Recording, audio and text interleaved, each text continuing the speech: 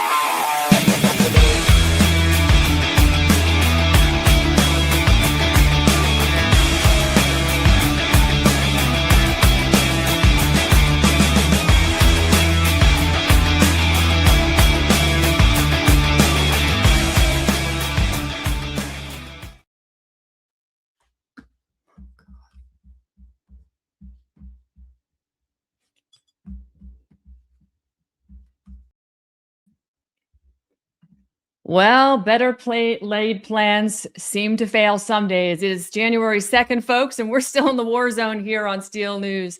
A little rusty. We had a couple of days off, but you know what? It is a new dawn of a new day, and the war zone continues.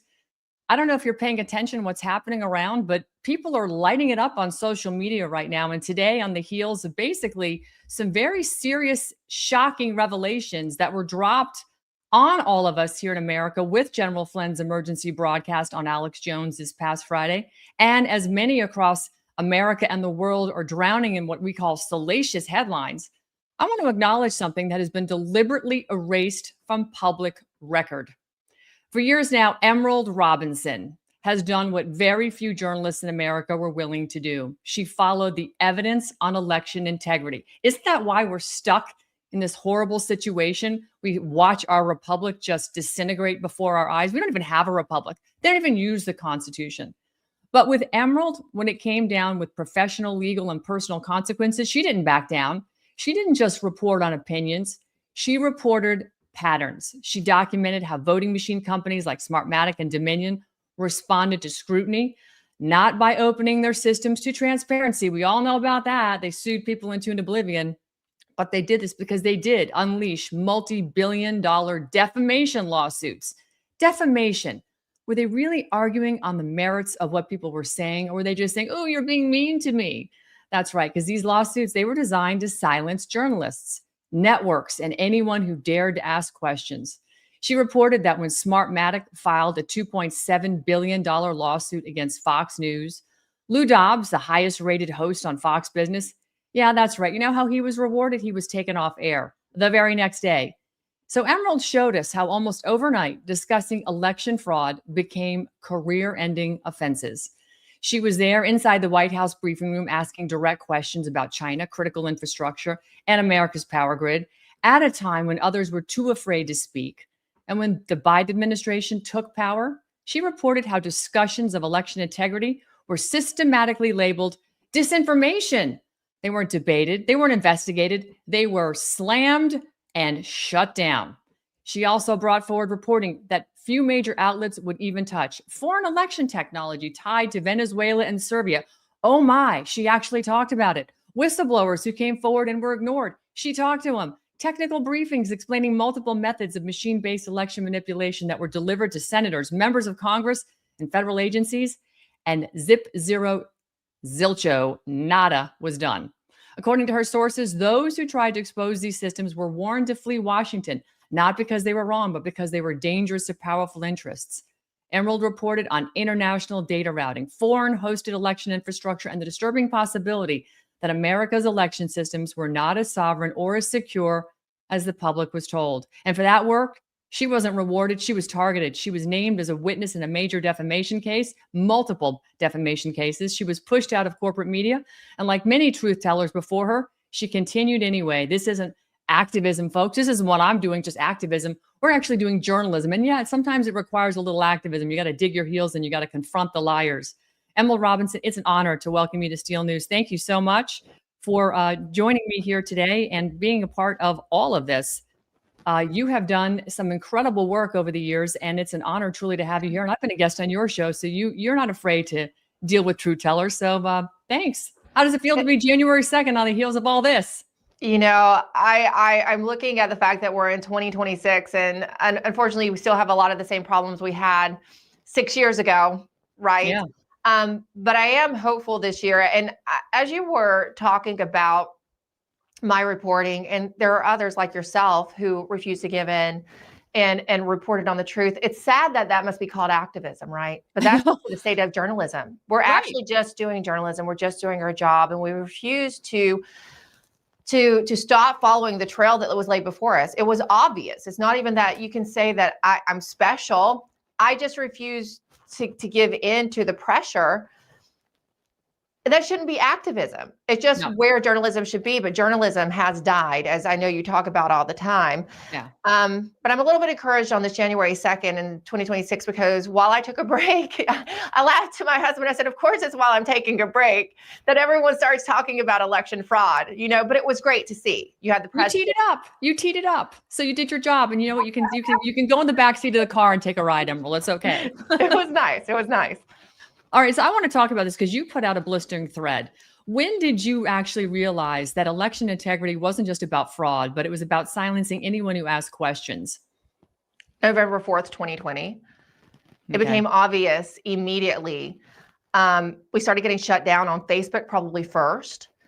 It took about a month before the pressure came into the Newsmax organization, where it was, you realize at a corporate level, you were going to be silenced. Right. But we'd already started getting shadow banned on then Twitter.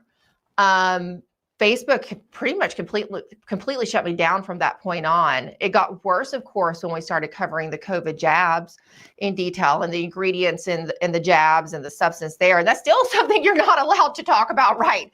And in 2026, you're not allowed to talk about how the jabs continue to kill people, how it's destroyed our military readiness, et cetera. But it became pretty obvious that you were not supposed to talk about election fraud.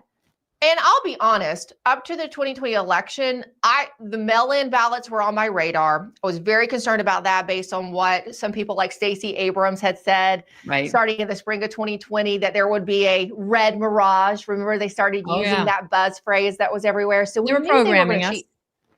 Yeah, they were letting you know what they were going to do, but the machines were not on my radar. I had not seen the reporting by my former colleague, the great Lou Dobbs, who didn't start talking about it in 2020. He started talking about it in 2006, Smartmatic and the vulnerabilities there. Yeah. So there had been prior reporting, but all of a sudden it was taboo. It was a conspiracy theory, though in 2018, Politico and NBC had ran multiple articles about the acquisition of Dominion machines in Georgia and how concerned they were about it and how it was affecting the governor's race down there, as they were rooting for Stacey Abrams, right? And they were saying that Brian Kemp was stealing it.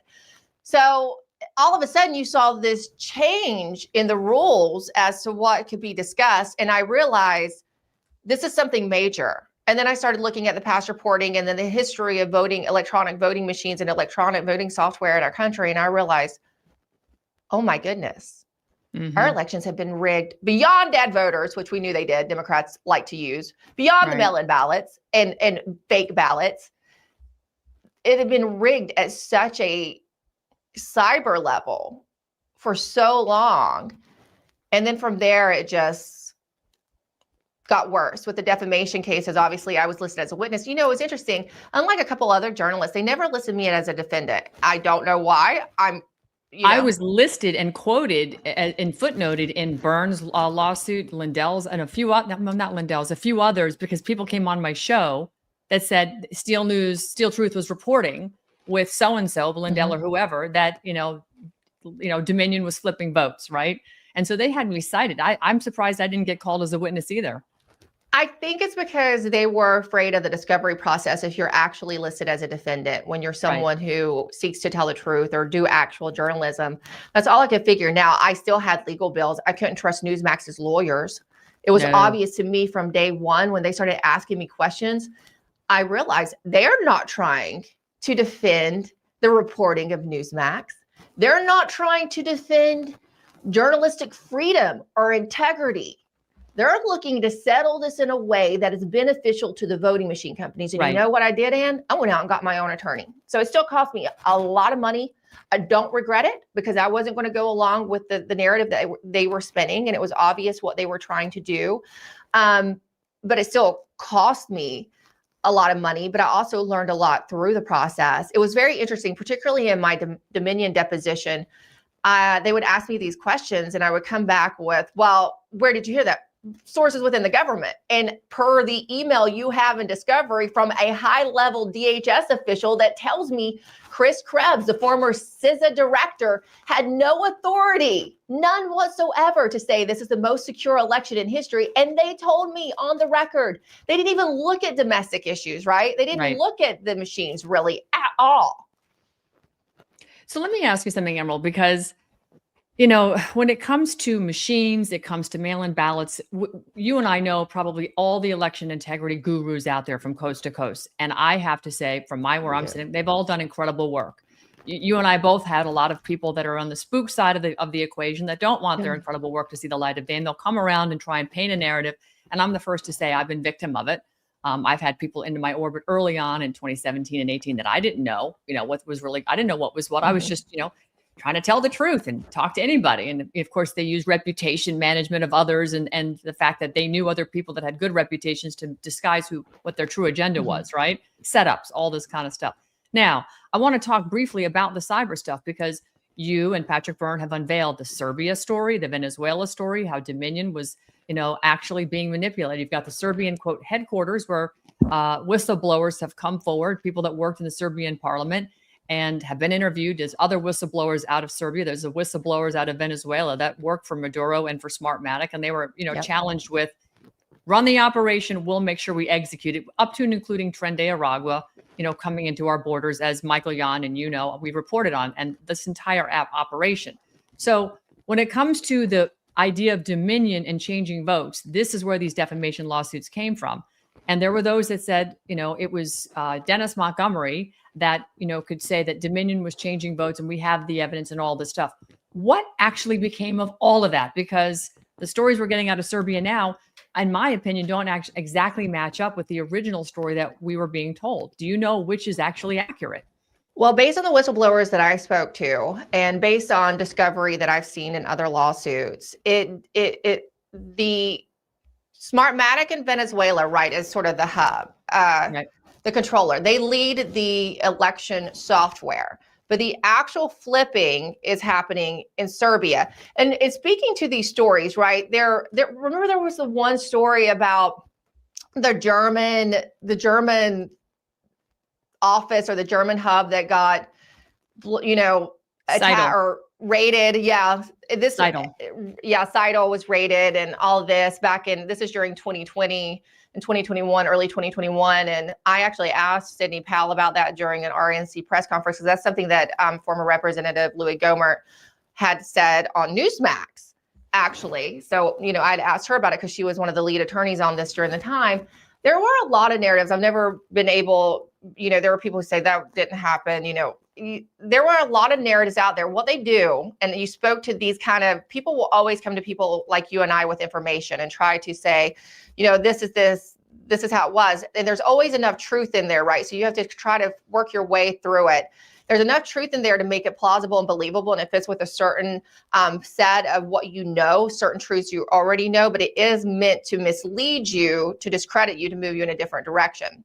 Now, after looking at discovery and talking to the Venezuelan whistleblowers, plus a whistleblower from the NSA, from our own IC, and a couple other cybersecurity professionals in the electronic voting sector, the software from Venezuela, which is in basically every machine. It doesn't matter what company we're talking about. They use that basic DNA as their software. Mm-hmm. But particularly with Dominion, they had an office in Belgrade, Serbia. There's not just the whistleblowers that are the Venezuelan whistleblowers that worked for Smartmatic that confirmed this. There's also email chains, right, back and forth, and the discovery in different defamation cases. And Sheriff Darleaf in Berry County, Michigan, I'm sure you've talked about his revelations on this show. He's released a lot of that information, right? He's even released the emails that show the Serbian connection. The data is routed there.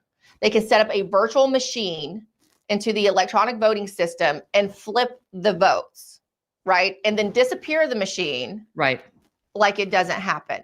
Now, how does China factor into this? Because, we were told that there was Chinese interference in the 2020 election, and there absolutely were.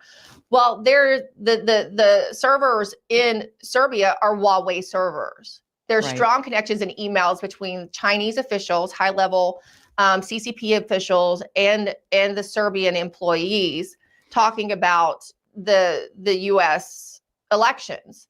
So China factors into this as they make certain decisions on who they'd like to see in office. And you have one guy named Ronald Morales who worked for Smartmatic Sequoia. Remember, because Smartmatic acquired Sequoia, who then was acquired by Dominion. Right. And then he worked for Dominion. And there's travel records of him going between Venezuela, Serbia, and China. So that appears to be the nexus that, based on my research and my conversations, of really how they flip the votes as it relates to Dominion. Okay. So, because, Mike Lindell, if I recall correctly, got sued into an oblivion, as did many others, over saying that, Dominion was flipping votes. And at the end of the day, when I read his original lawsuit, I was looking at some of the information that he had used and was presented in the lawsuit by Dominion that claims that he used this information, and it came from other people. It was coming from Mary Fanning. It was coming from Mary Fanning saying it was Dennis Montgomery, et cetera, et cetera. And I wonder, do you think that there were some red herrings in there to set Mike up in some aspects at all? Not because he was wrong, not because they weren't changing votes, but the origin of how these votes because he was directionally right. Was that the psyop that was built into that story of truth?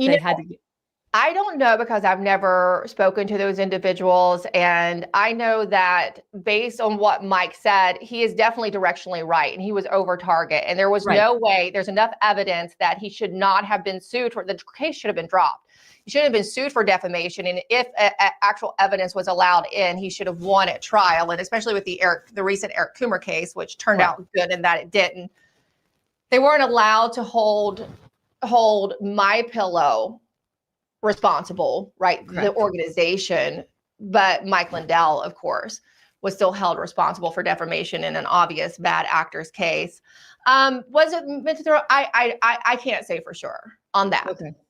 Okay, fair enough. I just wondered, because if it was their data and they were the ones reporting it, why is Mike Lindell getting sued for basically, reposting what somebody else is saying? That's been the case with this whole thing, right? If you look at the Newsmax case, I've read through those filings in detail because I'm mentioned in them more than anyone else, almost, except for Sidney Powell, right? So they mostly sued Newsmax for what Sidney Powell had to say on Newsmax. And they say that Newsmax was responsible and that they should have, I guess, pulled her off air or whatever. And yet we see this on CNN all the time, right? Especially as it related to the Russia hoax. You had Adam Schiff come on there lying every single day about the intelligence that they had on Russiagate, and nothing happens. And that's also, it goes back to, journalistic privilege. And journalistic freedom. That was not allowed in these cases whatsoever. I think, and that I was probably the only journalist in all this that did fight for journalistic privilege, journalistic, freedom. I refused to give over my personal cell phone devices, which is something they fought for. And I most others, including Tucker Carlson, did. They gave over all their devices just willingly, which made no sense. I said, why do they need that? They don't. My attorney conduct discovery, within the parameters that I felt was allowable, or that I know based on the law, how it should be.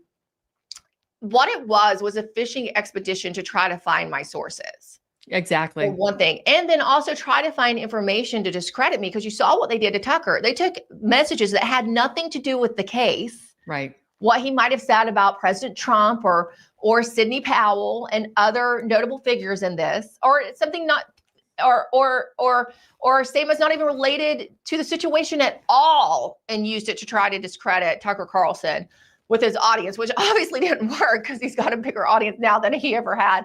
That's right. At Fox. But I saw what they were doing to him, and I knew exactly what they were trying to do to me. And what blew my mind, and was that no one else, even the journalists, seemed to understand that they had this privilege. It's written in the law, and they should fight for it. I know it's expensive. It cost me a lot of money to fight for it.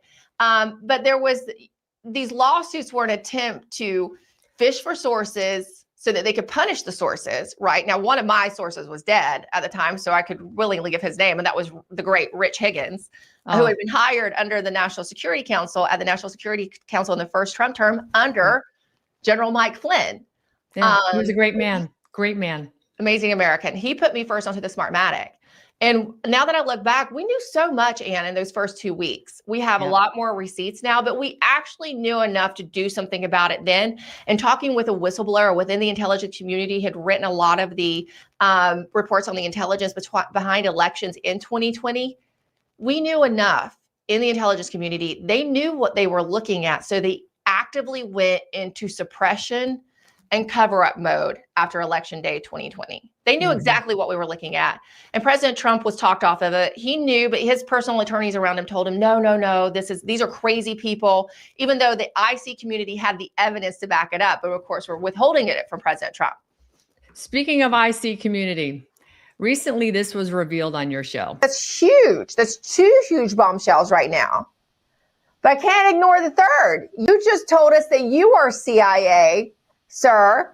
So how would you describe your role with the CIA, which you haven't revealed before? Well, again, I was telling the truth when I said they frequently was reminded that you have a really non-standard relationship. You have it became kind of my mother relationship. I had lots of relationships across the government, but eventually I went from there to by 2010, 2011, Obama, I became something called a tier 1 intelligence asset. And then in 2010, 2011, Obama elevated me to national intelligence asset. I was told I was going to be the ace in the hole for all kinds of, for the real tough situations from 2010, that was after working for Brennan for 4 or 5 years. And then I continued doing all that stuff through 2016. And all this crazy stuff happened that I've told you about, where we set up the Russian hoax. That's why, I've talked around it because I was trying to hide that, but I've told these stories about how I got drawn into setting up the Russian hoax and the Hillary this and that. There was a little bit of fibbing there. I didn't want to explain the whole truth. I was doing that. I didn't just stumble into it. I was their go-to asset. I was the national intelligence asset. First, I got pulled under Brennan in 2006, and then 2011, I got moved into the White House. That's why I got mixed up in the Russian collusion and the Hillary stuff. And there's actually a docu-series that General Michael Flynn produced.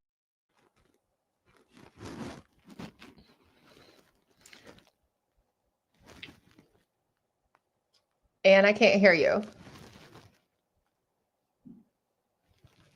Don't know why that muted. So Patrick admitting he was a CIA asset, how does that reframe 2020 for you and frankly for all of us? Well, I think you can understand better why he knew early on as to what we were looking at in 2020. But I think that was obvious all along. When Patrick said that on my show, he's now saying the words, but come on now. And he references the docu-series that he's in that General Flynn did. It's actually a great one. It's just a great watch because it's very, very entertaining. It's very well done. And it's a, moment to moment, very thrilling spy series that if it was scripted and made up, it's entertaining. But knowing that, this was Patrick Byrne's life, then it's really, then the docuseries reveals that. And here's what I have to say to that. People say, oh, well, now I can't be trusted. Understand that because we have an extreme lack of trust. Oh, with good reason. Absolutely. With our intelligence community. Yeah. I have been, go ahead. Go ahead. I was just gonna say, I've been fortunate throughout my years covering first economic policy and then politics in general, that I have met a few Americans, unfortunately not enough. But there have been a few who have worked in the intelligence community as assets or at different levels, let's say in the CIA, who are true American patriots. They're absolutely appalled at what our intelligence community has become, and they think it needs to be burnt down. But let's be honest. It takes those guys to know what was really going on the inside, because many of us, if you're a journalist and you've covered it, you know what to look for. But the average American, just an average American, probably couldn't have had the information readily available that someone like Patrick Byrne, who has worked as a high-level asset for a couple of decades, had. And it took someone like a Gary Berntson, right, who had been a CIA station chief, to say, this is what we've done in other countries. We had reported on it. There had been station chiefs who sent back reports to Washington over the decades saying, hey, we're seeing budget being stolen here. Probably 300 eyeballs at a time were looking at this information. So people know this and they just discarded it because they knew what they were doing and they didn't want to talk about it. So we had to have those guys to put the pieces together and get pointed in the right direction. Now, what you have to do is continuously vet that information. And Patrick Byrne will be the first to tell you. Every time Patrick tells me something, he says, don't just trust me. Go ask some of these people or, find other people to ask. And that's what I've done. That's right. Spent, almost 6 years now interviewing. I remember in 2020, and I was calling down at the county level in Georgia. I was calling GOP chairmen. I was calling precinct chairs. I was calling clerks.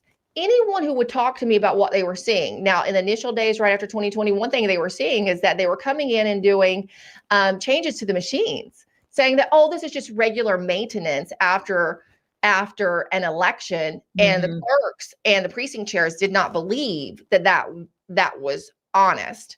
So I've talked to everyone you could possibly talk to at every level. And I know you've talked to a lot of the same people. And over the last year, particularly since Patrick Byrne and Gary Burnson and others started telling me this wild story about 2024, which sounded again like a scripted spy movie. Yeah.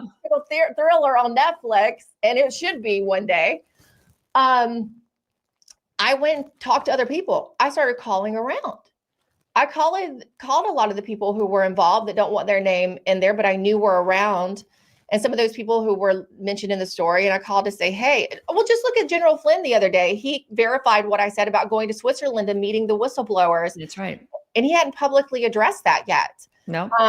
But I called around and people said, yeah, no, that's true. And of course, I called General Flynn.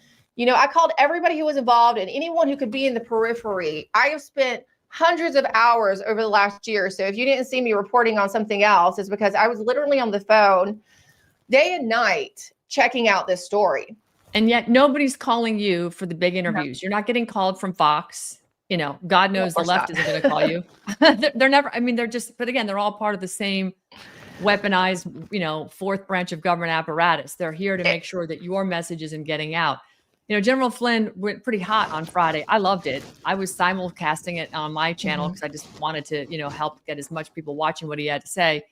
You know, Todd Blanche and Susie Wiles, you know, they seem to be either protection or management of something going on in the White House. And you put this out, which I thought was great. I told you for the last few years, America is now a banana republic. And now we have a final confirmation I was right. And it's the Hill's article on Todd Blanche saying the DOJ won't release full Epstein files. I mean, the issues that we are hearing and seeing with Todd Blanche go far beyond the Epstein files. He seems to be sort of the blockade in the DOJ. And he's, you know, somehow doing the dirty work of what Pam Bondi doesn't want to get her fingernails involved in. What's your take on Blanche? All roads continue to lead back to Blanche. Doesn't matter whether it's the Epstein files, as I put there, which was, you know, other public source reporting, right? But the election indictments, I'm continuously being told indictments are coming and indictments are coming. And I do believe at the time I'm being told that is probably the intentions of other people involved. But by the time they go for a sign off at the top of the DOJ, which is Todd Blanche, because Pam Bondi is largely MIA unless she needs to come into account for, you know, to Trump for something, or, you know, she's showing up on Fox. It's about all she does. I hear she's even just hanging out in Florida mostly. She's not even spending most of her time in the DOJ. I hear the same thing. I called I've got some good attorney friends there. I called them, how often do you see Bondi around? Never. And they're confirming to me Blanche is the problem. And it's also with the J6ers. Remember, there's still some problems with the J6 community as far as accountability there. Some of them who need full pardons have not received those yet. And then there's also the civil litigation asking for restitution for what our government did to them. Blanche and Bondi, in her absence, are also blocking that. The J6ers, something the president has said needs to happen. So it is leading back to Blanche. Now, you also heard equally disturbing was what Alex Jones had to say in a personal revelation about an interaction with the DOJ and Blanche in that same conversation with General Flynn. I was brokenhearted to hear that they're doing this to General Flynn. Yeah. I immediately sent it to my husband. And I said, you know, if you thought that we're going to be okay, because the Trump administration is in, and I'm in the state of Virginia, where the CIA is about to take over my state. Okay. And we see a lot of this political persecutions at the state level thing, Michigan, Arizona, Georgia, right? Because if they can't get it federally, they'll go after people at the state level. Right. To hear what they're doing to General Flynn after he's been targeted so much, and this is the Trump administration, I was personally very upset. So why is he being targeted? Is it just because he's dangerous because of what he knows? I mean, with watching again that episode, and I want your take on this because you know these people better than most. Bongino versus Alex Jones. Is this a theater? Is it a personal feud? What is going on there? Is Bongino going to come back and pick up a podcast? Does he think anybody's going to watch it? Bongina. I've decided to turn it to the feminine after his absolutely disgusting performance at the FBI. And you know what he's going to do? He's going to come out on his podcast and just say a lot of strong words and act like he's so tough. Well, we learned how tough Bongina really is. And Bongina permission to recycle. I'm going to use that. Oh, please do. Let's make it trend. Hashtag Bongina. I'm going to.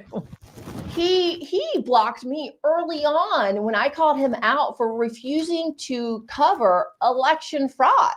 It had come to my attention that he had told people, this is from a very good source, very close to me, that he refused to talk about election fraud on his show. And he would tell people that if that's something they talk about, they're not allowed to talk about it on his show.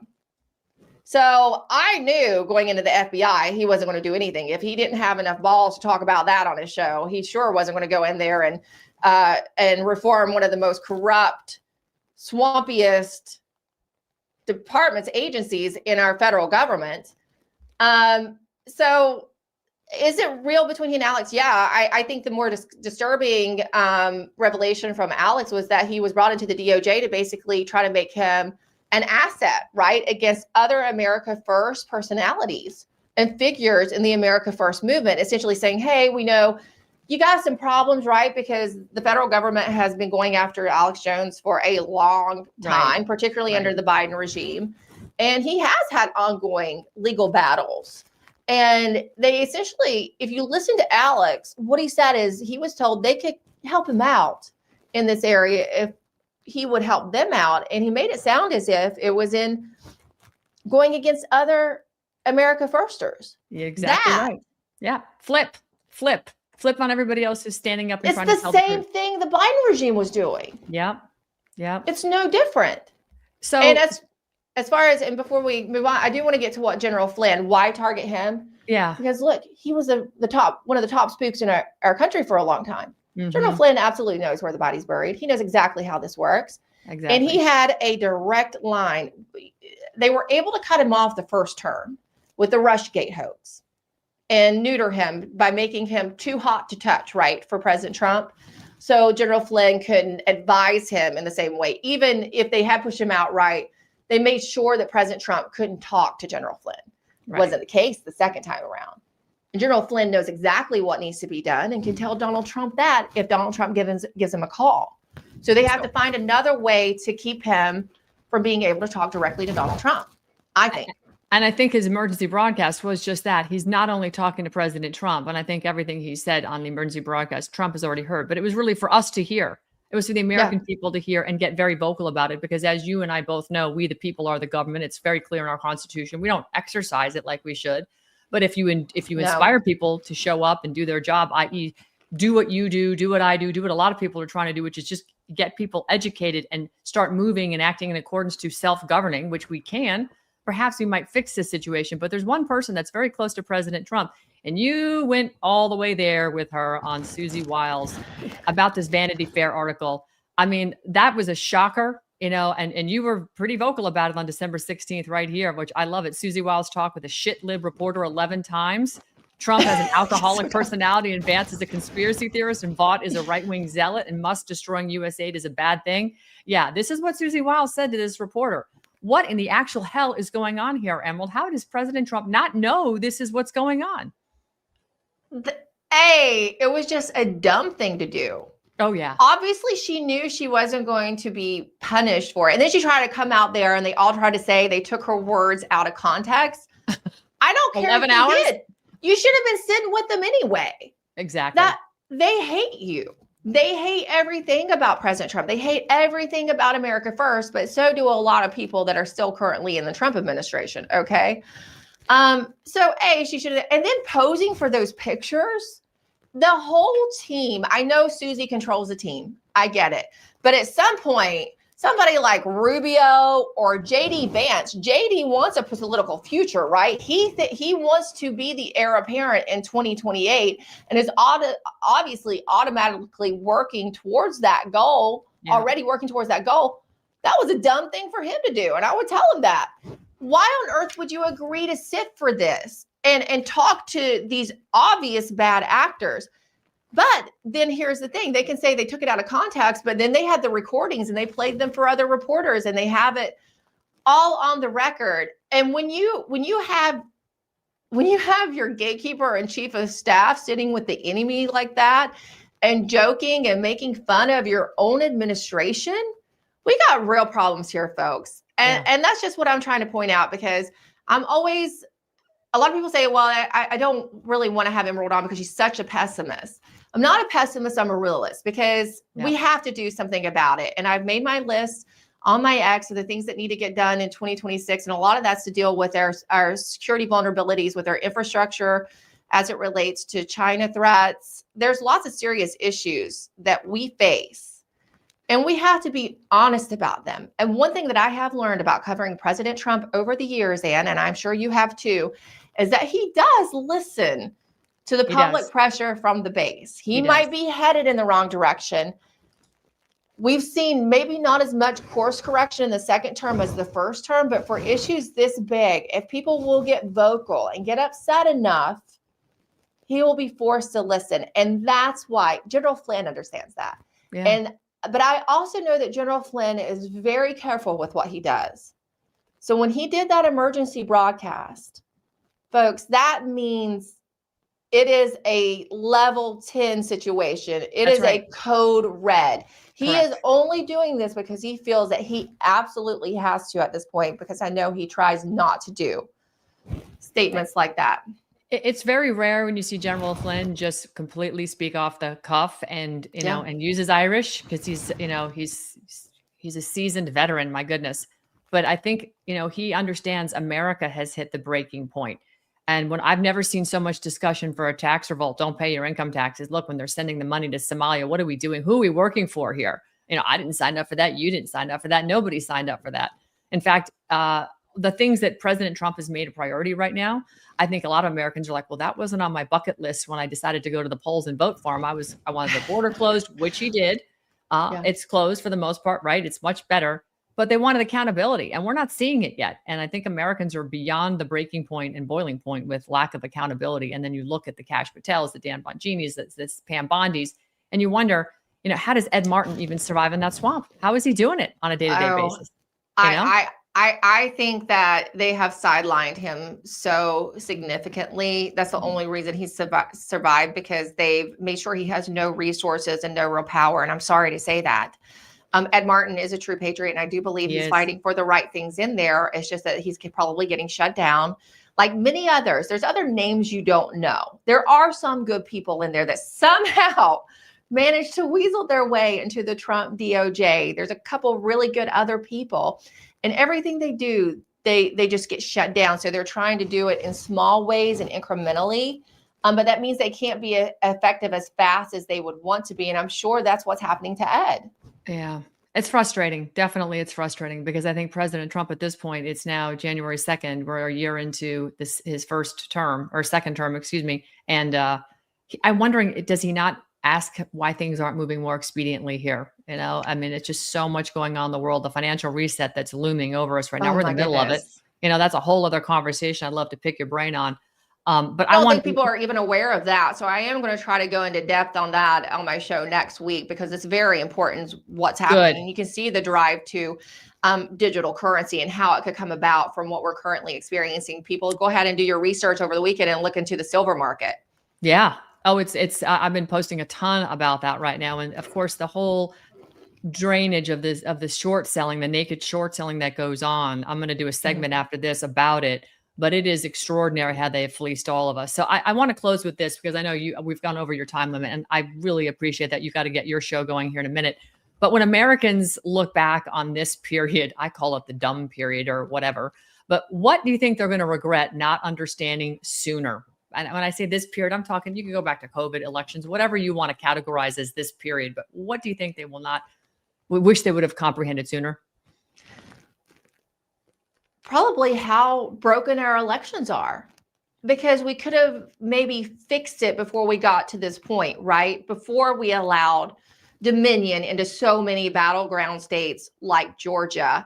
We had no idea, but the signals were there all the way back to 2006.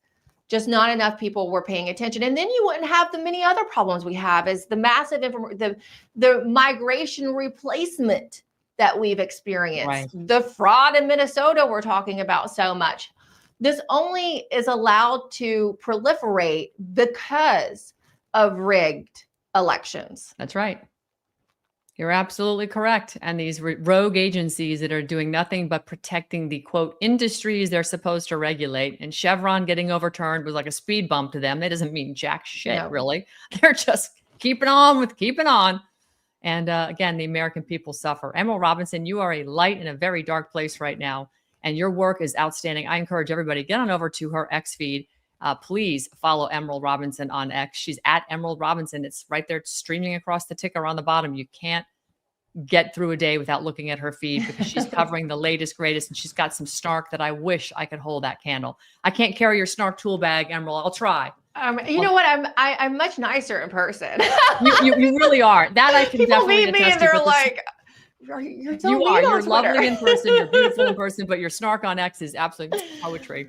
All right, well, Love thank you so much. And Ann, I want to thank you for your support over the years. You know, I remember those people who helped me stand to my reporting and stood behind me. And I don't take that for granted. Thank you so much. And to your Of audience. course. It's not hard. You tell the truth. You're doing and when you know what, when you're not 100%, you correct the record, as do I. It's just the way it goes. I never set out to say something untruthful, but if I get No. it wrong, or my source manipulated me, as that has happened long ago in the past, and they're still trying, trust me, they're still trying. Yeah.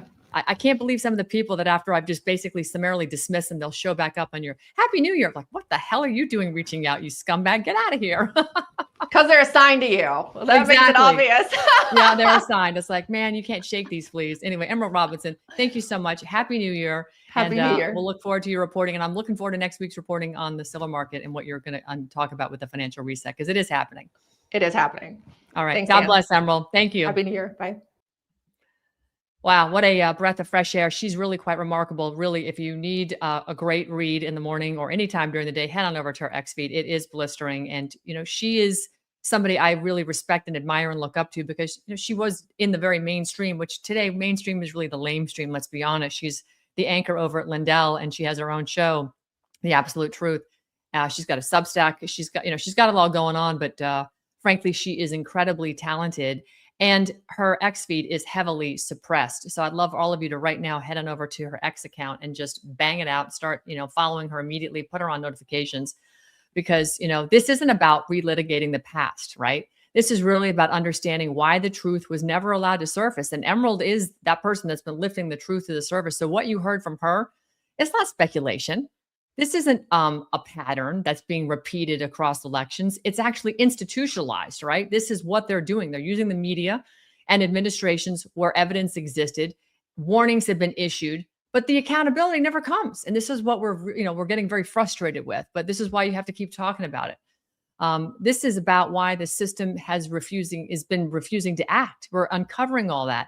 And journalists like Emerald, they were silenced through lawsuits, right? Whistleblowers were ignored. They were threatened, perhaps even. And experts who brief lawmakers were then told, no, walk away, right? So Americans, we've been instructed to stop asking questions for the, quote, good of democracy. Well, you know what, folks? Newsflash, if I've said it once, I've said it a million times. America is not a democracy. We're a republic. Democracy is about control, mob rule. And if you want to put it and contextualize about the mob that's in rule, well, it's the wrong mob that's in rule. Election integrity is the foundation of self-government. And when that foundation is compromised, when discussion itself becomes a crime, everything built on top of it becomes illegitimate. So basically what I'm saying is the most dangerous lie that was ever sold to the American people is that nothing can be done. Well, I think history and Emerald are telling us otherwise. They're basically pointing out, she has been pointing out that every system that relies on silence is going to collapse the moment the people refuse to look away. And she's one of the people that simply will not look away. She won't walk away. because, she knows this isn't a left or right issue. She knows it's about truth versus power. So I'm going to take a quick break here. When we come back, I'm going to talk about MMTLP. In fact, I don't know if you can see it. I'm actually wearing a dog tag today from the Zolnek family that sent me this beautiful dog tag. It's about the MMTLP crisis, the fiasco. And I alluded to naked short selling in the ending of this segment with Emerald just a few minutes ago. We're going to talk about that. I'm going to break it down a little bit for you. I'm going to go a little bit unscripted here because I want to touch on this today. It is January 2nd. And when I'm done with this live, I'm actually hanging up the phone and I'm calling the DC Metro Police, who actually has my permit application for the press conference that we want to do live in front of the Securities and Exchange Commission over on F Street in Washington, D.C. F for fraud. How appropriate. Or put any expletive behind that you want. But we're going to get to the bottom of that. So I'll hopefully have an update on my X feed about that today, because I really want to get that locked in so we can get that on the menu. And anybody that wants to come from the MMTLP community, from GameStop, from Bed Bath & Beyond, from AMC, or any other, Truth Social, TMTG, the Trump Media Technology Group, all of these companies who've been attacked by short sellers, naked short selling, criminals, essentially, we're going to give you all a platform. So stick with me. I'm going to kick this off really with some education on what it looks like to be a naked short seller. There has been perpetrated upon us the most hideous crime against humanity, and it goes so far back that you can't blame any of the administration, because they are not a government. They are the United States Corporation. The U.S. government incorporated as a for-profit commercial enterprise in the Legislative Act of February 21st, 1871, 41st Congress, Session 3, Chapter 62, page 419, and chartered a federal company entitled United States, i.e., United States, aka U.S. Incorporated, a commercial agency originally designated as Washington, D.C., in accordance with the so-called 14th Amendment, which the records indicate was never ratified. The United States government is a foreign corporation with respect to the state. 19 Corpus Juris Secundum 541, location of United States. The United States is located in the District of Columbia. Secretary of the Treasury of Puerto Rico was appointed receiver over the bankrupt United States in the Reorganization Plan number 26 in 1950. Title 5, United States Code, Section 903, Public Law 94-564. The Secretary of the Treasury of Puerto Rico, Title 27, Code of Federal Regulations, Section 251.11. The title, Secretary of the Treasury, is a euphemistic abbreviation of the actual title, Secretary of the Treasury of Puerto Rico. The Internal Revenue Service was incorporated in Delaware, is not a part of the supposed U.S. government, which is but a de facto for-profit corporation masquerading as a government. It operates out of Puerto Rico.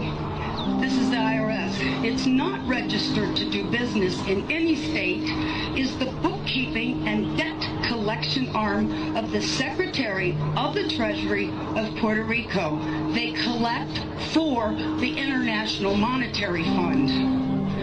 Everybody who gets up into the administration, the Congress, the legislation, all the way down to the local level are corporations, private companies.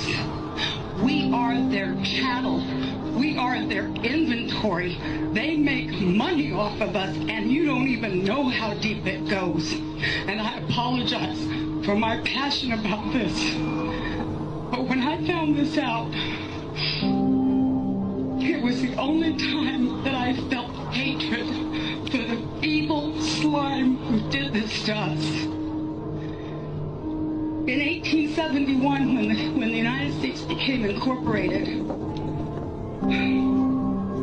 they attached our birth certificates to a CUSIP number on the stock exchange, which equals slave trade, and it's done every time a baby is born. There is a bond trust account set up, and they trade us on the stock market, and this is all documented, and I know it's shocking. Some of you are hearing this for the very first time, and you're thinking, oh my God, how could they possibly? They go so far as to trick us that, have you ever been to court and a judge says, do you understand? Don't ever say you do. Say, no, Your Honor, I do not understand. That simple little word doesn't mean what you think it does. You have just given him permission, if you say, yes, I do understand, that you're going to stand under whatever he wants to lay on top of you. The courts are admiralty courts. The judges, the attorneys, all belong to the Bar Association. It's still a little bit vague as to what bar stands for, but we do know the first word is for British. Some people say accredited, some say attorney, and a registry. They do not work for us, we the people. We the people are working for them. We don't need a gold standard. We are the value to the Federal Reserve note. We can give value to our United States currency. The Constitution that they're teaching today, as wonderful as it is to learn about a big portion of it, it's not the correct Constitution. It's actually a second Constitution, and that's the one that they wrote when they went incorporated. In 1933, there was the Emergency Banking Act. You've got the War Powers Act, Trading with Enemies Act, and every year, the United States Corporation, masquerading as our supposed government, which is no more than elected officials like a CEO and the stockholders board for AT&T or Microsoft. So you're not voting for a legislation. You're not voting for a representative, because each and every one of them are bonded under a United States corporation. There's 37,000 subsidiaries of that corporation. Every agency, when you look it up on Dun & Bradstreet, is listed as a corporation. It is a for-profit private company, and we're their inventory. I feel bad knowing that I've been enslaved all this time, and I'm sorry for the people during the civil rights, all the wonderful ones who were already in slavery and they thought they were freed. We've all been in this boat together, and people need to really wake up, and we need to hold these corporate officials' feet to the fire and insist the corporation must be dissolved, the Federal Reserve must be banned from this country, and we must turn our system of judiciary back to a common law. If there's no harm, no loss, there's no crime. And everything else is a way to get you to pay. Even the court systems are hooked up to the CUSIP system. When you get a case number on a court document and you're being charged with something, why do you think they call it a bill or being charged? Because that's exactly what's happening. They set that court number up, and it's attached to the stock exchange too. And from the moment you're arrested or charged, they start trading you on the stock market, swapping you just like they were with the derivatives and the default swaps on the mortgage. And that's a whole nother thing. We all know that's coming out in the mainstream media. Federal Reserve is meeting on November 2nd, the same day as elections. All I can say is wait for the sky to fall, because they know their house of cards is tumbling in on top of them. And if I do nothing but go to my grave, I will see them pay for their evil that they have committed, not only against our nation, but Well, folks, I wanted to play that. I know it was a little long, but you needed to hear the genesis of what has happened to our country and who we are and how we are literally chattel and being monetized. And the fact that today, as Emerald and I were talking, and she mentioned at the end, if we don't fix our elections, we're never going to get our country back. It's true, because we have lost control of the government. The government, we are very much the dog with the tail wagging us, and the tail is our government. We are no longer showing and acting as though we are. And we have got to change our mindset in a big way. We have to understand how they weaponized this entire system. They bastardized our constitutional republic back in the 1800s and took control of us through this corporatocracy and the Bar Association and basically lawyers that have no allegiance to us. They have an allegiance to their profession and, frankly, to the British Crown and to the bankers in London. And aren't they getting spanked right now, which one I know Emerald is going to want to talk about next week as she starts to shift into that discussion, because it is here. The Great Reset is happening. The rest of the world is going through it. And they're, essentially sailing through it. We're the ones that are going to suffer because of the system of oppression in which we've been under. There is a topic that I want to discuss today. It's called naked short selling. And this is where Wall Street brokers like your Fidelities, your E-Trades, your Goldman Sachs, your Schwab, you name the big broker out there, they are all colluding with the agencies like FINRA, the Financial Regulatory Authority, and the Securities and Exchange Commission, known as the SEC.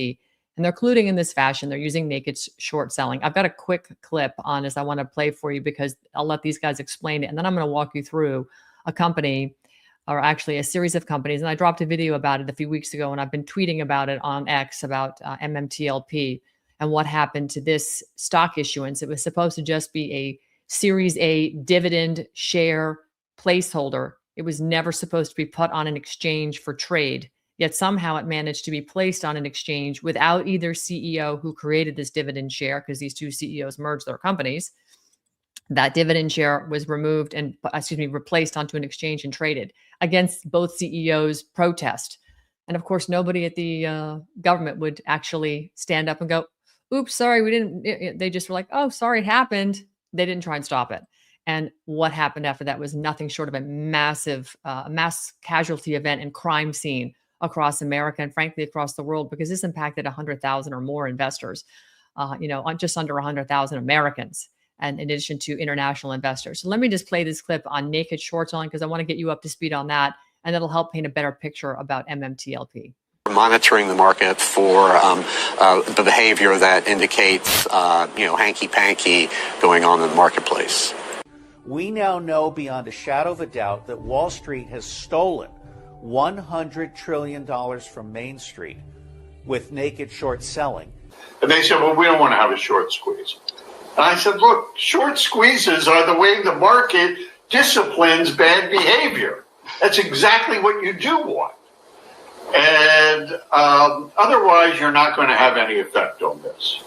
And, the SEC, it has its constituencies, and they don't include little companies being attacked by criminals. They include the big financial institutions and the big companies, so they didn't do anything. We, the SEC, are going to turn a blind eye to hedge funds who want to come in and do some manipulative activities, which just means using the fault tolerance to end up selling much more stock, to shorting much more stock than there actually is to short. Right.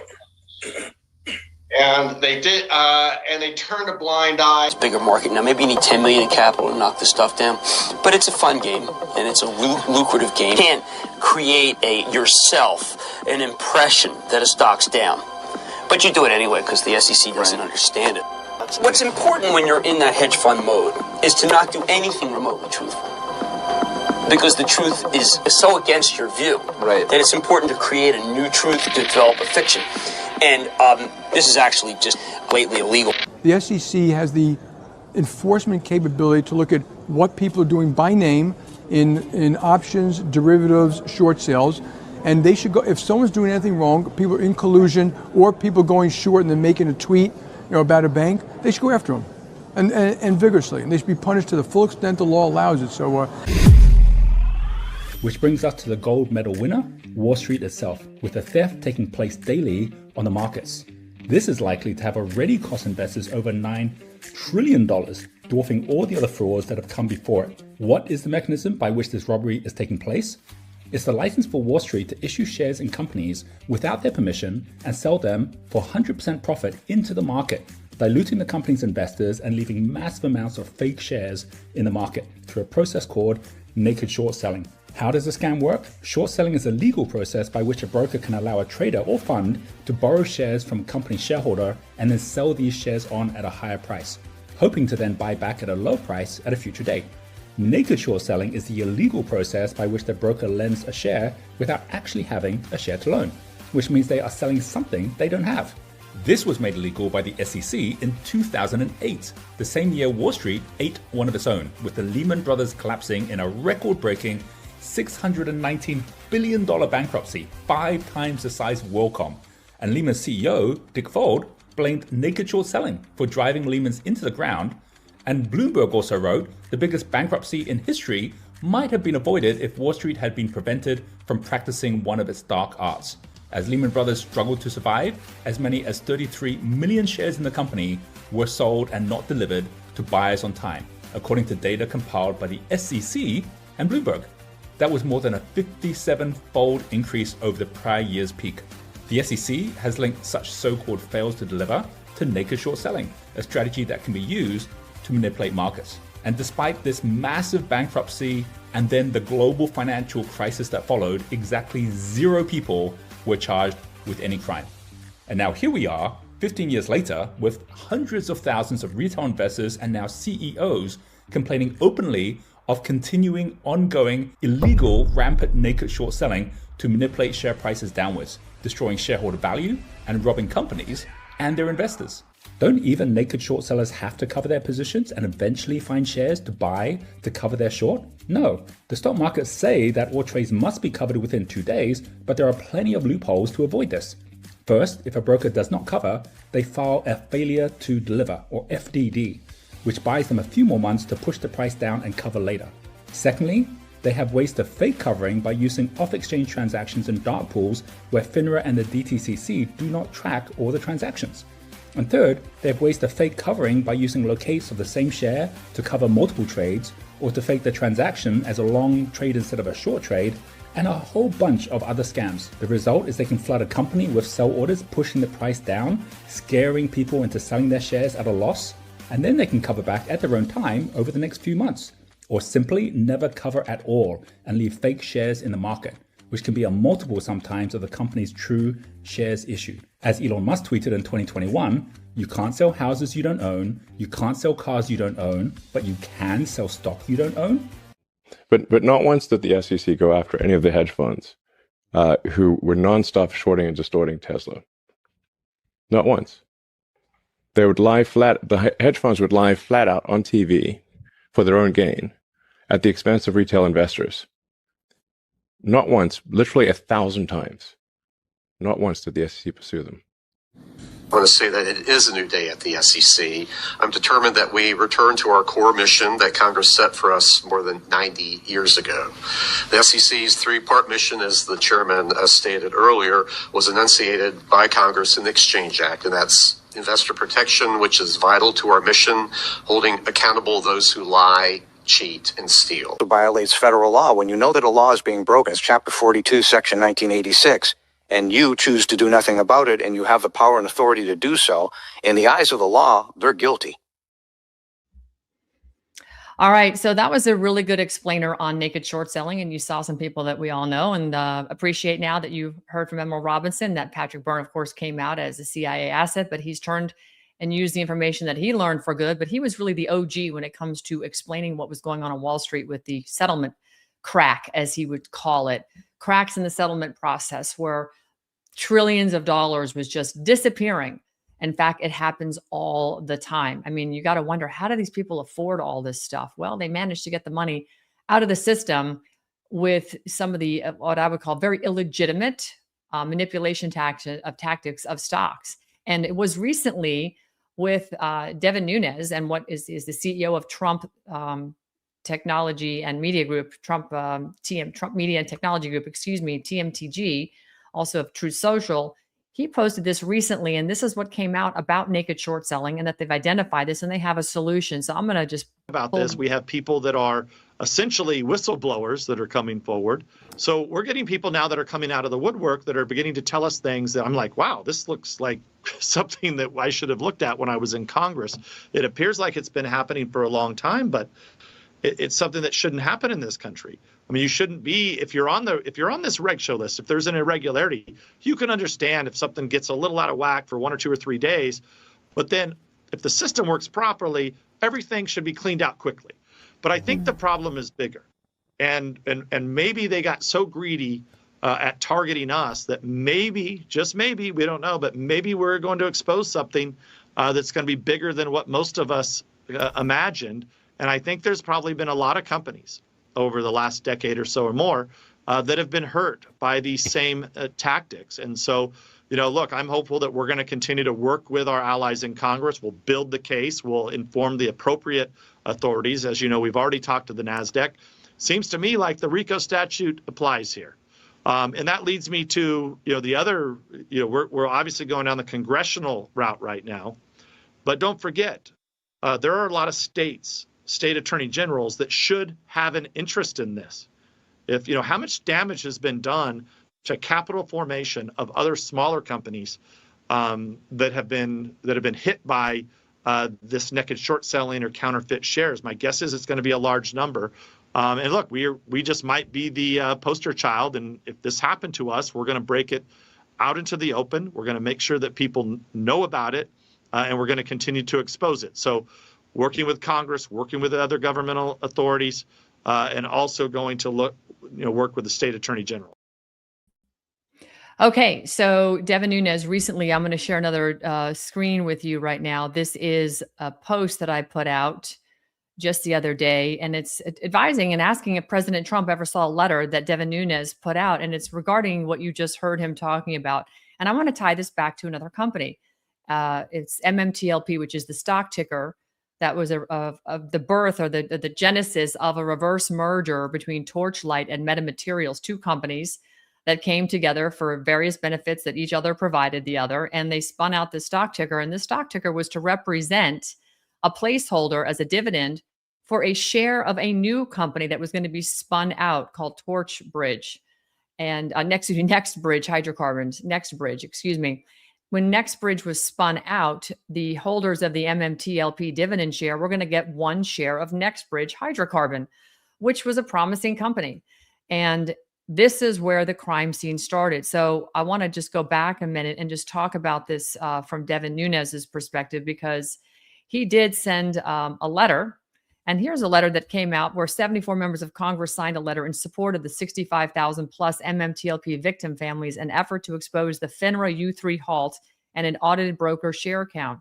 So let's just go to this right here. And you'll see this letter is from Devin Nunes, the CEO of Trump Media and Technology Group. And he is talking about specifically in, let's see if I can make it a little bit bigger. That's probably helpful for you guys. Hang on a second. He's talking about an urgent matter concerning the potential manipulation of the stock of Trump Media and Technology Group, which trades on the NASDAQ. Okay.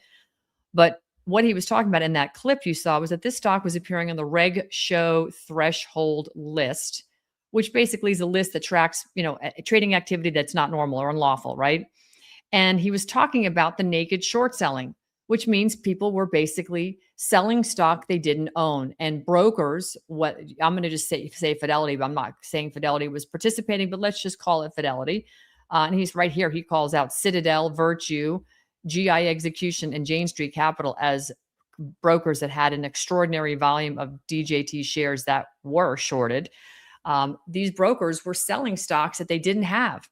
And maybe they were borrowing them from people that were in their brokers, in their broker firms that they were managing accounts for that had the shares, and then reissuing them to somebody else to sell. But the fact of the matter is, it was highly illegal. And the worst part is that FINRA and the SEC are well aware that this goes on all the time. Well, let's tie this back to MMTLP because Devin makes a reference here. He says, I'm attaching an April 18th letter that he sent regarding this matter to Adina Friedman, chair of CEO of NASDAQ. And the other attached letter is signed by 74 members of Congress relating to a separate incident of possible market manipulation, potentially including naked short selling, suggesting that TMTG's experience is not unique. Well, he was referring to MMTLP. And this is the letter that was signed by Congress. I'm not going to read the whole thing, but you can see all these members of Congress, congressional signatures right here. They're well aware of what happened to the MMTLP community. So bringing this all back home, what does this mean? MMTLP and the naked short selling that has gone on has left tens of thousands of investors bankrupt, all their entire accounts wiped to zero, families that ended in divorce, members in the community, including veterans. There was over 200 veterans that were part of the MMTLP community that committed suicide. Not 200, part of that community. College savings accounts gone. This is catastrophic, and this is because you had broker dealers like E-Trade and Schwab and others that sold a stock ticker that was never supposed to trade. One of these broker dealers contacted FINRA and said, hey, we want to trade this ticker symbol, MMTLP. We want to trade it. The CEOs of the two companies that made that ticker symbol had to actually fill out the 211 and go to the forms and fill out the form in order to make that stock trade on a market. They didn't do it. A broker dealer filled out a 211 form they never should have been able to allow to fill out, and got that sucker trading on the over-the-counter exchange in Canada. Well, the OTC market is the wild, wild west. All kinds of shenanigans happen up there. And in this instance, they went to town on this ticker, okay? And they sold millions, if not hundreds of millions of shares short on this ticker. All the while they're selling this, they are pocketing millions and millions of dollars. Here's where the practice went horribly wrong for these criminals. Because when the two CEOs decided to actually square all this up and spin off NextBridge Hydrocarbons, that would require anybody holding a share of MMTLP to get a share of NextBridge Hydrocarbon. That was the original S1 filing that said, hey, you're going to get a 1-for-1. So when they went to file the S1, the broker dealers who were selling the stock short with fictitious shares that didn't even exist realized that. They actually sent an email to the SEC in a panic. And I want to share this with you right now because this is important. They sent this email in a panic to the SEC from a trade organization that represents the broker dealers. The organization is called FIF. The president of it is a gentleman named Howard Meyerson. You see him up here in the red box. These are the people at the SEC he sent emails to. But in this email, they outline these bullet points right here that say, hey, we simply cannot have the SEC allow this S1 filing for NextBridge Hydrocarbons to advance, because if it does, they're asking for all of the shares so they can basically issue the new NextBridge Hydrocarbon share for every single share of MMTLP. They're wanting to have all those shares transferred back to them under their control at the transfer station, which means those shares cannot be held in broker-dealer accounts. So for those people who legitimately own the stock, they would have had their shares transferred back over to NextBridge under the transfer agent, where they would receive a new NextBridge Hydrocarbon share. And for those people who had been selling the stuff that never existed, they would be outed. They're shorts because they couldn't produce a share to transfer. Do you understand what's happening here? So if you read these bullet points, this is an email that is so damning. It is so exculpatorily explosive, proving that the SEC was colluding with financial companies on Wall Street that manage shares for good Americans and others around the world that trade stocks, thinking that their stuff is safe, only to find out their shares were on loan. They were being sold again. It's called rehypothecation. And or the brokers were just selling shares that they didn't even have at all, weren't even on loan. They were just making stuff up. So this is the crux of what is happening to America. This is the silver squeeze you see happening today. America is being sold out and gutted by the wolves of Wall Street that fund so much of this NGO nonsense where we see this going around the world. The cartels are laundering billions and billions of dollars through Wall Street and, making more money on top of money so they can fund these NGOs that are stealing our elections and opening our borders under the name of Catholic charities and Hebrew Immigrant Aid Society and the UN and you name the NGO.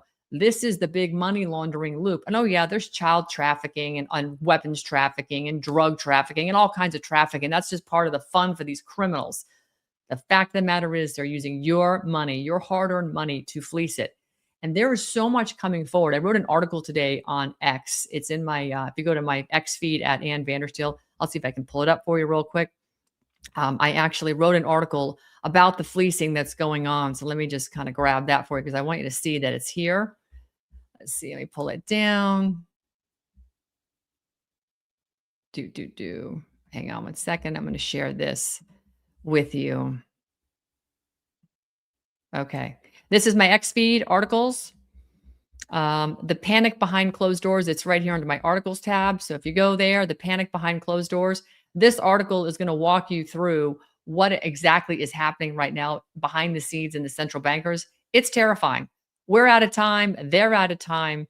And they know it. And this is, in fact, one of the big reasons why you see this massive silver squeeze happening right now, because the banks don't have the juice to back up the squeeze. They don't have the collateral. And, if you start to look at all of these banks that claim they have all these millions of ounces of silver, you have to ask yourself, do they really have it? Because the amount of silver you can get out of the ground on a yearly basis has all of a sudden been eclipsed by banks that were short silver by millions of ounces and got slapped on the wrist for shorting silver, like JP Morgan, who got a $920 million fine back in 2020 from the SEC. Wah, wah, wah. You think $920 million means a hill of beans to those criminals? Absolutely not. But they got that fine because people called them out on shorting silver. In other words, they were selling what's called electronic traded funds, silver ETFs, paper basically. And there was no silver to back up that piece of paper. So when you were buying a quote 1 ounce of silver on paper from JP Morgan, they didn't even have the ounce of silver to back it up. It's called naked selling. They were shorting silver on paper and they were artificially selling that price of silver at a depressed price. Why? Because that kept the spot price, the silver out of the ground, artificially depressed. And what we're supposedly doing was buying silver at those low prices so they could build their coffers up. But what JP Morgan is now being exposed, and Citibank and Bank of America, especially 4.5 billion ounces, is they don't have it, right? They just don't have it. There's no way they can accumulate and turn a short position to a long position at the magnitude that they claim that they've done when you can't get that much silver out of the ground. When COMEX and the LBMA, the big dealers that are, basically for the Western central banking community, they don't have the silver. They're short. These folks like COMEX are telling the people calling in their paper saying, hey, I don't want to have my paper traded anymore. I don't care about making money and that we buy the paper here and sell it here. I don't care about that. I want my physical silver. COMEX is saying, hey, well, you know what? We'll pay you extra money if you just roll that paper contract till March of 2026. Then you can have your silver.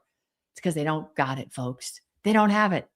So, I'm telling you a lot of the stuff because this is the theme. It's naked short selling across everything. They're lying to us about everything. They're naked short selling our Constitution and our country away. And they've done it by layering corporatocracy after corporatocracy on top of this, U.S. codes, of which have nothing to do with governing we the people. They have nothing to do that remotely smells like the Constitution. This is the crime in progress. So I wanted to build this story by showing you that video of the lady talking. I know it was kind of a tough video, but if you listen to it, she's telling you the truth. You listen to what's going on with naked short selling, you understand how they have fleeced us. And if you read that article on my X feed, I think you're going to be shocked into reality for a lot of people that have 401ks and pensions. Folks, the bell tolls for thee, because the government, in their recent legislation they passed, can now count the 401ks and the IRAs because it is a government, quote, gift to allow you to send money over there tax-free off your income. So you're taxed on less income. They consider that government money and they're putting that towards their balance sheet. Well, what happens when their balance sheet doesn't balance like right now? You think they can't liquidate and take your stuff? They did it in 1934. They came for the gold. I'm just saying, folks, don't trust this government at all. I don't at all. Zero. So anyhow, all right, that is a little bit longer than I wanted to go today, but Emerald was so fantastic. If you missed Emerald Robinson, please go back, watch the beginning. She was absolutely on point. She's done a magnificent job. She's been, I think, a stalwart for truth for a long time. And she doesn't take any punches, and she calls people out. And I appreciate it. So I hope you guys have a great day. It is now Friday, January 2nd, 12:30 almost East Coast time here in South Florida. And I wish you guys a great weekend. And we'll be back next week. I'm going to be doing a lot of traveling over the next 6 months. So don't count on me doing this regularly on every day. I'm not going back to that format. But I will come and talk to you guys when I have something important to convey and some ideas to share, and hope that it helps you all. So you can follow me at annvandersteel.com. You can also follow me on X. You can follow me on Substack, annvandersteel.substack. But everything, all my links are all at annvandersteel.com. So by all means, please do. And if you want to get healthy, right on my ticker below, vandersteelhealth.com is a great way to start the new year. And I hope everybody has a blessed weekend. Thank you so much for your time today. And we will see you next time here on Steel News.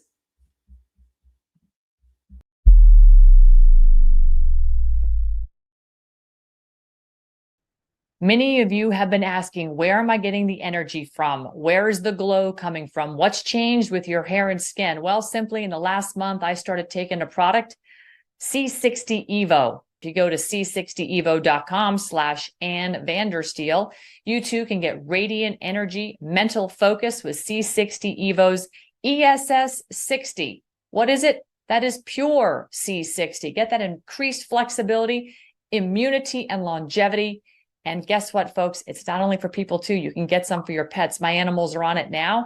And that's right. I'm having trouble keeping up with Vegas, my dog, who I like to go on long walks with in the morning. He is battling back on the heat down here with his C60 Evo as well.